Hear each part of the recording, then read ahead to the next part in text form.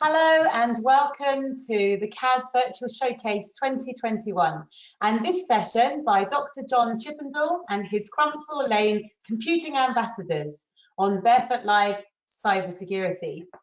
My name is Wendy Piccinini and I am the CAS Outreach Manager for Communities in London and the East of England, and I am your host for this session. We're also joined by my colleague Suzanne Cray, who is another outreach manager and who is the moderator for this session, and she'll be monitoring the question window. Shortly, I'll introduce the presenter, but just before I do, I have a couple of things to share. In terms of housekeeping, during the session, please use the question window on the right-hand side of your screen to ask questions.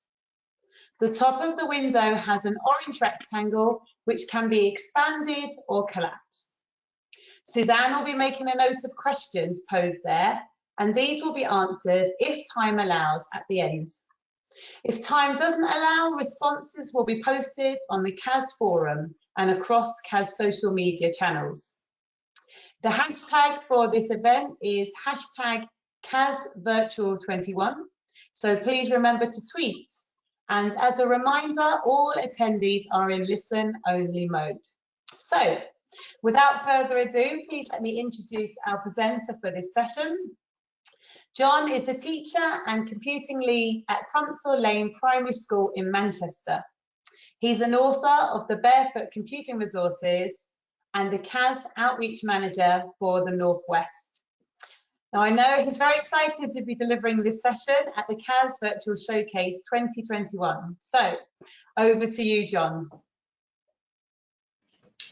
Thank you, Wendy, and good afternoon, everybody. It's lovely to have you joining myself. Thanks for that introduction, but also waiting in the wings just behind the camera there, we have some of my computing ambassadors that are going to help me out with the session that we're running this afternoon, which is all about sharing with you the Barefoot Be Cyber Smart resources. So I'm going to share my screen and hopefully this is going to work if I do that.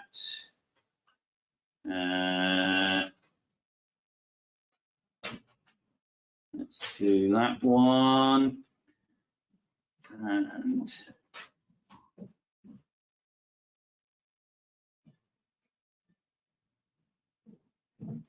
okay, Wendy, can you just confirm that you can see my screen at the moment? I don't think you can. It's not in presentation mode, but we can see. Yeah, that's fine.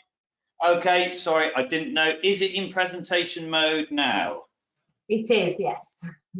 Right, there we go. First hurdle jumped. Right, so yes, this is all about the Be Cyber Smart resources.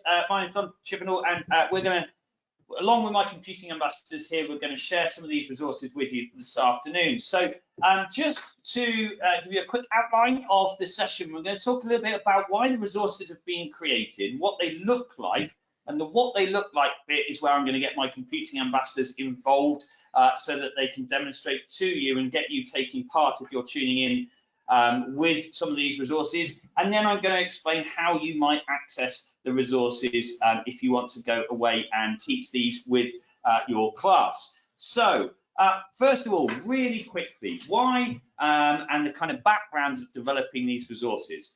Well, these resources were developed in partnership with the National Crime Agency, and that's because in their discussions with offenders and those at risk of offending in regards to cybercrime, they were discovering that pupils are getting younger and younger and younger, the people that are potentially committing these crimes.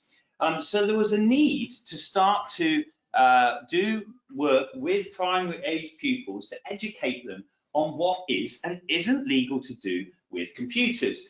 And their latest report was written a few years ago. I think they're just at the moment updating and doing another one of these pathways into cybercrime report. They found some key themes in that offenders were often unclear of what was and wasn't legal when it came to computers, that they saw their crimes as being victimless, so they weren't really aware of the crime's impact. And often those people that maybe were at risk of committing cybercrimes and then had gone on to follow legitimate careers in cybersecurity had done so because they've been shown positive role models. So they've then been able to channel their interest perhaps in things like hacking, etc., into positive careers such as penetration testers, etc. So these are the themes that we're trying to address in these Barefoot resources.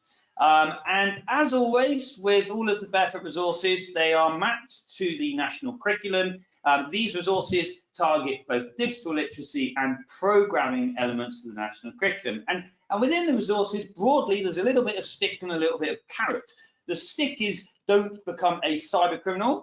You will be breaking the law and you could go to jail, as we are going to find out when we hear some court cases in just a few moments from our barristers and defendants waiting in the wings. And then the carrot is, if you are interested in this stuff, do go on and study for a career in cybersecurity. There are lots and lots of really interesting, well-paid roles in the world of cybersecurity that pupils could then go on to pursue. So a little bit of stick and a little bit of carrot. Let me tell you a little bit about these resources and let's get you involved in them. The lower Key Stage 2 resource is called Youre the Jury. And in Youre the Jury, pupils turn their classroom into a courtroom and they hear a number of cases where the defendant has been accused of breaking the Computer Misuse Act. And it's all scripted out between the defendant and the barrister. So you can hear these different cases. I always take the role of judge, banging the table and shouting order in the courtroom.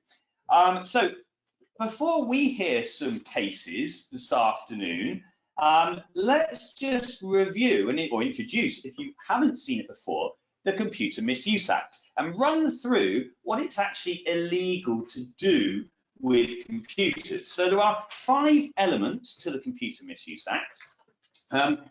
So there's 5 laws, and I'll quickly run through them. Now, please do hone into this and do your best to try and memorize a few of these points, because in a second you are going to be members of the jury determining whether or not the defendants that we hear from are guilty or not. So law 1. Law 1 is it is illegal to access computer materials without permission. So if you are going onto somebody else's computer and you're accessing their materials without their permission, that is breaking the law.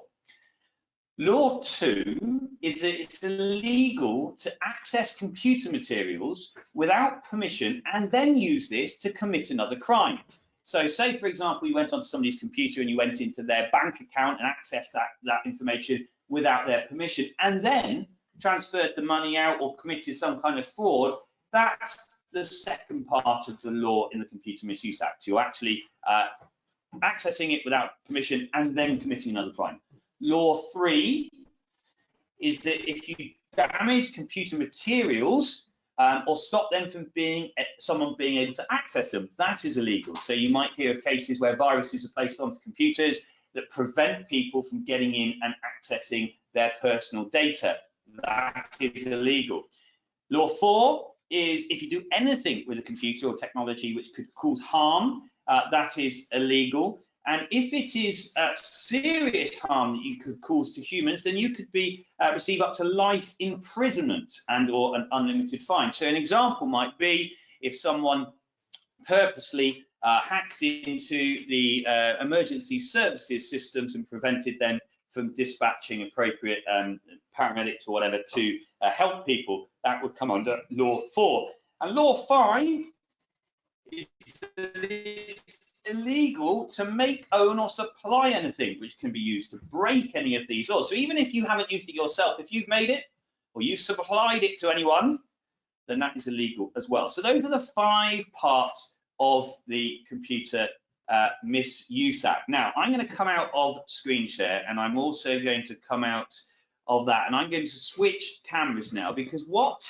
I would like to do now is introduce 2 of my computing ambassadors in role, I might add, Let me just close that down. Wendy, just give me a heads up if any of this isn't working, by the way. I think you now should be able to see the two chairs.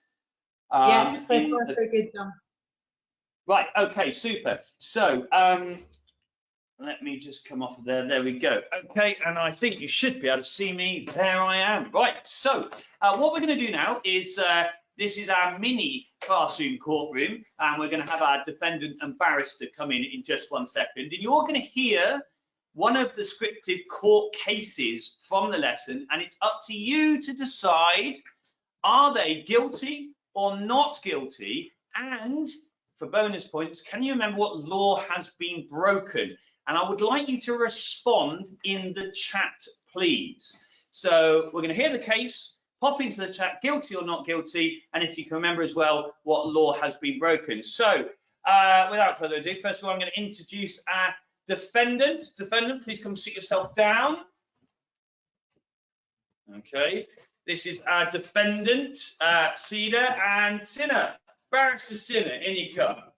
Okay, complete with barrister wig. All right, make sure it doesn't fall off. Okay, here we go. Right, so I'm going to leave it to you. Nice and loud, nice and slow. Off you go. Hello, Your Honor, and ladies and gentlemen of the jury. I love playing online games, and my favorite is Virtual Life. In Virtual Life, you have your own avatar, and you can use real money to buy lots of different things, like different outfits for your avatar. Do you always use your account, or have you ever accessed other people's accounts? Yeah, I've hacked into a few people's accounts. It's easy if you know how. Plus, lots of people have simple passwords that are easy to work out. Do you do anything when you're in other people's accounts? Well, I saw that in their account they had lots of credits for the game. So I transferred them into my account and turned them back into real money. I made loads of money doing it. Lots of people lost their money, and the company who make the game had to spend hours dealing with the complaints. Your Honor, I rest my case. Okay, thank you very much. Round of applause. Very good. Excellent. Okay. So apologies. I did say as well that it would come through in the chat box, but I meant the question box. Pop into the question box. Do you think that our defendant there was guilty or not guilty? And if guilty, what law they broke? And as you're doing that, I think we'll set up for, sorry, I'm just being distracted by my ambassadors. But that is fine, it's fine. We'll set up for court case number 2. In you come, court case number 2. Okay. Ibrahim, defendant, I always thought there was something dodgy about you. Sit yourself down there, please. And barrister Batul, in you come. Okay, just wait there 1 second, because I would like to have a look, okay, at the responses. Okay, we've got loads of responses that have come through. For the first one, let's hear the second case, and we'll get responses on this as well, and then we'll go through them all. Okay, over to you. Hello, Your Honor, and ladies and gentlemen of the jury. My job is to help businesses work out how secure their websites are, so they can check if other people can hack into them. So what do you do to their websites? I try and hack into them. Last week, I managed to get into a mobile phone business's website and got all the private information of their customers. And do you have permission to do this? Oh, yes. The mobile phone business knew this is what I was going to do. They asked me to do it. I'd never do it to a business I didn't have permission from, as that's illegal. What do you do when you've hacked into the website? I make sure I don't damage any of their files, and I show the business how I did it. They can then change their website and make it more secure against real hackers. Your Honor, I rest my case. Right, thank you. Round of applause. These two, okay. Right, you can stay there for the moment. Okay, you can wait your fate. Guilty or not guilty? And if guilty, what law? Pop that into the question box now. Okay. In fact, other barrister and other defendant, you can come and stand around behind them and peer into the camera and wave and say hello, and then we'll hear your fate as well. Okay. Defendant can stand behind defendant. And thank you so much to everyone that's participating and popping their thoughts into the question box. That is great. I'll give it a few more seconds and then we'll find out. So,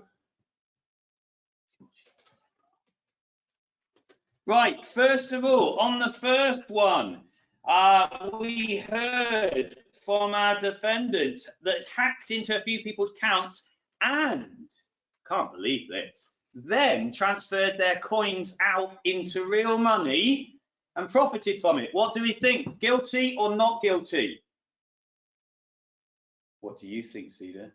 I think I'm guilty. You think you're guilty. I think you are guilty, and everybody that's commented on here as well has said guilty. And I think that is law number 2, because not only have you accessed things without permission, but then you've committed a second crime as well. So off you go, 5 years in prison. You can head that way, okay?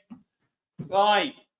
And then Ibrahim, what is your fate? What do you think? And everyone on here is saying not guilty. Do you agree or do you disagree? I agree.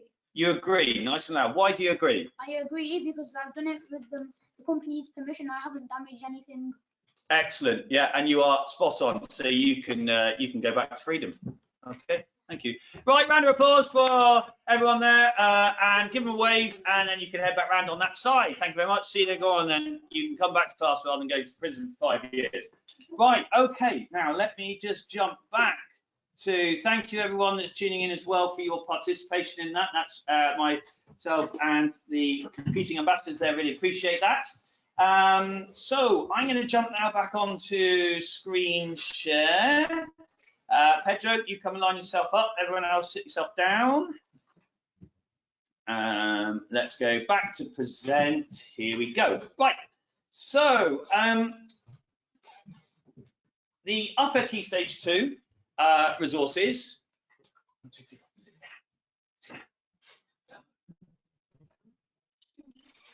Right, the upper key stage 2 resources then introduce the idea of some of the methods that cyber criminals can employ. So we introduced the idea of brute force hacking. Now, to illustrate this, let me pose this question to you all.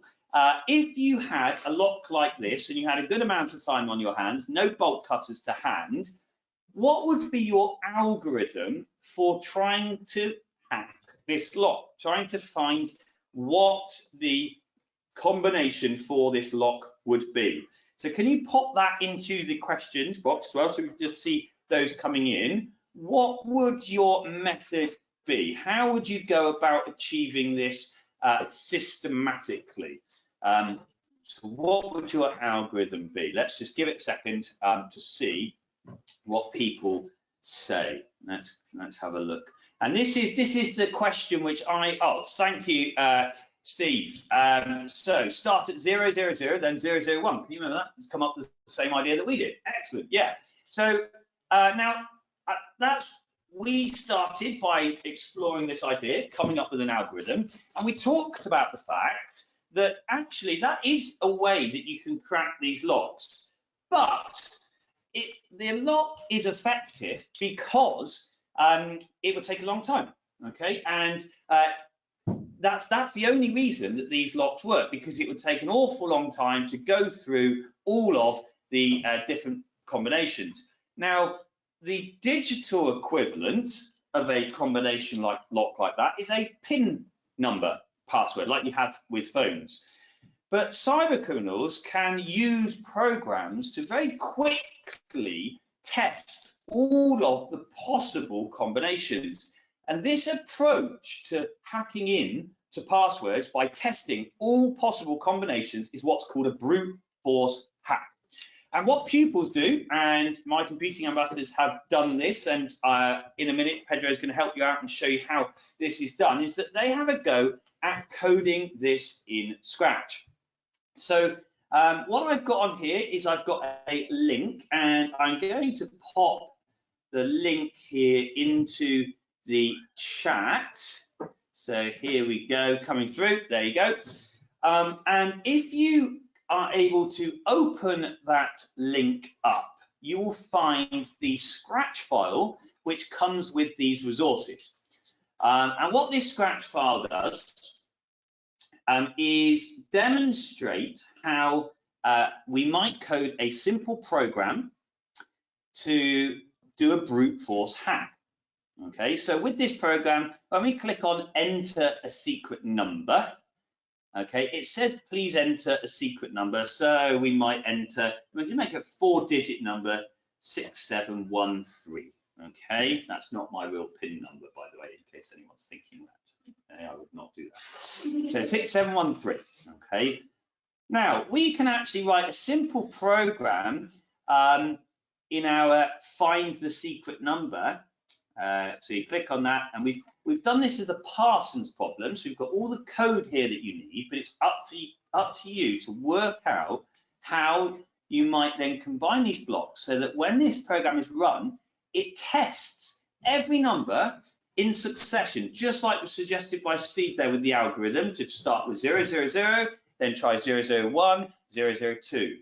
So I'm just going to go quiet. We're going to go quiet for a few minutes and give everyone the chance, if you have opened this up, to have a go at combining these blocks of code to implement that algorithm of how you would find this number. Okay, and then in about 3 minutes time, I am going to get Pedro here to explain how he solved the problem. So we are going to go on to mute, and just so that we are not disturbing you, and 3 minutes from now at 13:56 we will see if you've managed to do that, and we'll tell you how we did it. So back with you in just a minute.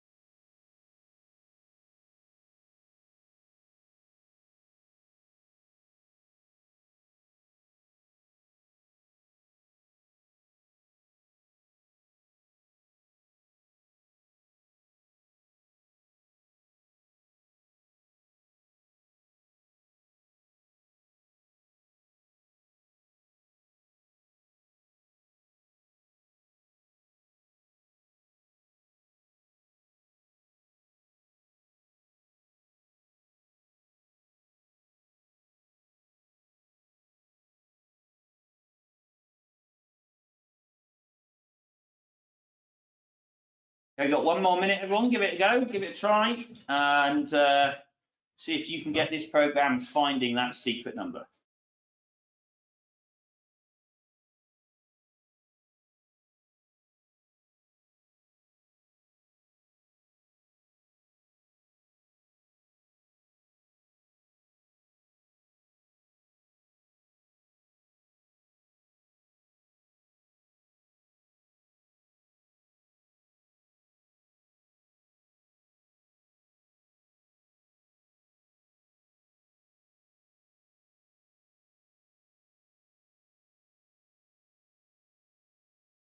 Right, okay, how did you get on? Let's invite Pedro in here to talk through how he went about coding this. I'm going to swing this round. Come in here a little bit. Keep going, keep going, keep going. Okay, so here's Pedro, and he's one of the computing ambassadors here, and he's going to explain, I think we're still on screen share. So nice and loud, Pedro. Can you talk us through how you would combine these blocks then to get this code to find that secret number. Go for it. Yeah, so you put the when the sprite click, because that's an event, and when we do it, everything that's on there will happen. Basically. Okay, yeah, so it will start the program running, won't it? Yeah. Yeah. And then we set the test number to 0 because we start on 0 and then we go 1, 2, 3, 4, 5. Okay, so is that the same as the algorithm? So we're going to start it on 0 and then go from there. That's Yeah. next. Okay, fantastic. And then repeat until test number has the same value of secret number.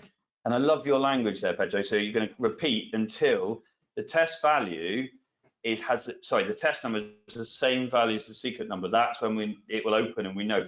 But okay, so what are you going to repeat until that happens? So we're going to change test number, which is like the one's going to go like up by 1. Yeah. Until we find the secret number. Okay, until you find the secret number. So it's just going to keep repeating it, adding 1, yeah. Which is exactly what someone suggested as the algorithm, wasn't it? Yeah. Perfect. Then what are you going to get it to do? And then once it finished doing that, it's going to say the secret number is, and then whatever the test number ended up being.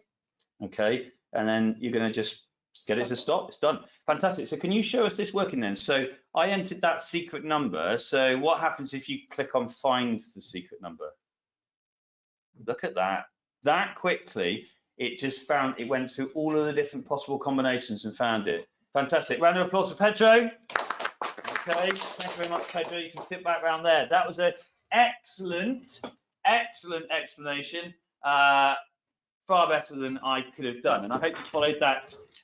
If you were having a go, and hopefully you were able to combine the code to get yours to work as well. And then what we did, just the final part of this lesson, just to let you know, is that we then explored how the length of PIN numbers affects how quickly they can be potentially hacked. So if I enter a secret number and it is maybe 6 digits, because the new iPhone requires 6 digits, let's see how long it takes to find that secret number.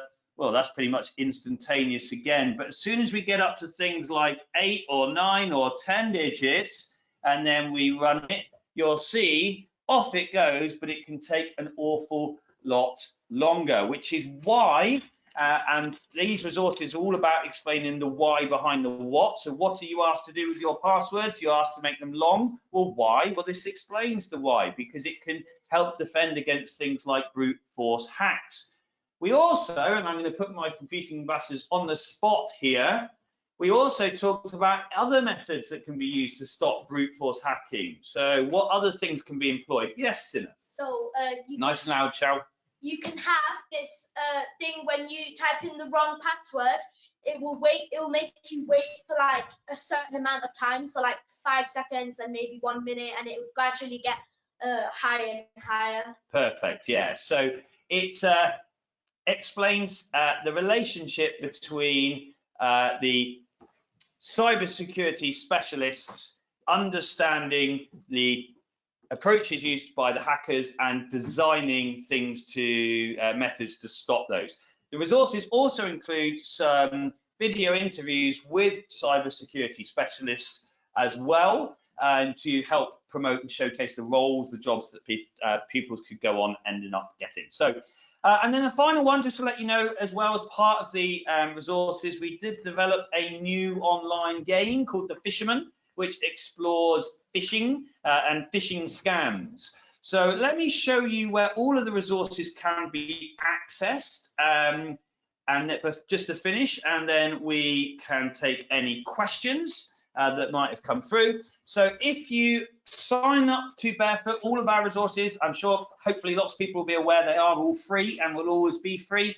But if you sign up to Barefoot and then click log in, and log in with your details, and if you go to the lessons, the one that we were covering earlier is called Youre the Jury. Ooh, if I spell your, if I do the correct homophone of your, then I will get it. There we go. Youre the Jury. The one that we were looking at just then with the brute force hack is You're the Cybersecurity Expert. And we also have some key stage 1 resources called Do the Right Thing, which explains about copyright and ownership of things in a digital space as well. So, oh, and finally, you can access the learning game, The Fisherman, from the At Home tab. If you scroll right down to the bottom, it is part of our interactive learning games. It is there. So I'm going to stop talking now. I am going to come off of screen share, which I think is that one there. I'm also going to invite my ambassadors to quietly come and return to the chairs here, 2 sitting on the chairs and 3 standing behind. And I will happily answer any questions that people might have sent through. So give me 1 second, and I would like to just change the webcam so that it's not just me that you can see, but it's the team here. There we go. And I will join the team. Okay, Wendy, Suzanne. Yes, Suzanne, are there any questions in the question window? Just a couple of things. First of all, Wendy, before I forget really, Wendy says, what a fabulous session. Just wanted to pass it on. She said the ambassadors were amazing and a credit to their school, so well done. Really, really good. But just one other question at the moment, but if you do have any questions or think of any while we're talking, do pop them in the question window. Do you have any other resources linking to careers for this? Ah, okay, yeah, because I did mention that these resources include sort of links through to cyber security careers. Yeah, we've got a key stage 1 activity actually as well, a mix and a matching activity, exploring how technology is used in a range of careers, things like veterinary, being a vet, and being in the forces and police, and yeah, so there's that activity as well, and we will be drawing kind of more career stuff into future Barefoot resources as well. Thank you. There's no other questions at the moment. Okay, no problem. I'm just going to reiterate some of the comments that we've got. Pamela said, thank you, an excellent session. She actually has just put a question in saying, do you have any social media simulation activities? Social media simulation, did I hear that right? Yes, I think she means any activities that perhaps show children things, you know, scenarios that. Yeah, okay, so the closest thing we've got actually that we did on social media is an activity called Stop, Think, Do I Consent, which explores what the terms and conditions are and what people are signing up to when they join social media, because we thought that was an important thing to explore. So do they understand how your data is used and how targeted advertising works, etc. So that's not quite hitting the exact learning objective you've got there. So I would recommend looking at the Project Evolve stuff. But I do think the lesson on that Stop, Think, Do I Consent is really interesting, and I often find that teachers learn as much as the pupils when they're delivering that lesson, when they realise how much of your personal data the social media companies own and what they can do with it. Brilliant, thank you. Yeah, just to reiterate people's comments really, John, say thank you so much for this excellent session. I think everybody who's tuned in has enjoyed it, and I'm sure people watching it at a later date will also enjoy it. And a massive thank you to your computing ambassadors. I thought they were superb. And the Barefoot Cyber Smart resources look amazing. They're so varied, there's so many different types of activities, and they look a lot of fun for children to get involved in. So I'm sure they will be really popular. So thank you for that. And thank you to everyone for tuning in. So we say thanks for tuning in. Thanks for tuning in. Yeah, thank you. And we will head back to class. Yeah, sorry, just a few more comments coming in. Ashley said a brilliant presentation, and they're off to try the fisherman game now. So you've certainly inspired people to kind of get stuck in straight away. And just to end by saying, at the end of this webinar, a short survey will appear on your screen, and we'd be grateful if you could take a minute to complete the survey. A recording of the webinar will be available on the CAS YouTube channel after the session. And if you are looking forward to more sessions from us, the CAS Virtual Showcase returns on Monday with sessions on physical computing, looking at making the most of the crumble and the microbit, and a secondary session on encouraging girls to take computing. We hope to see you at other sessions in the summer showcase, and please do continue to spread the word about computing at school.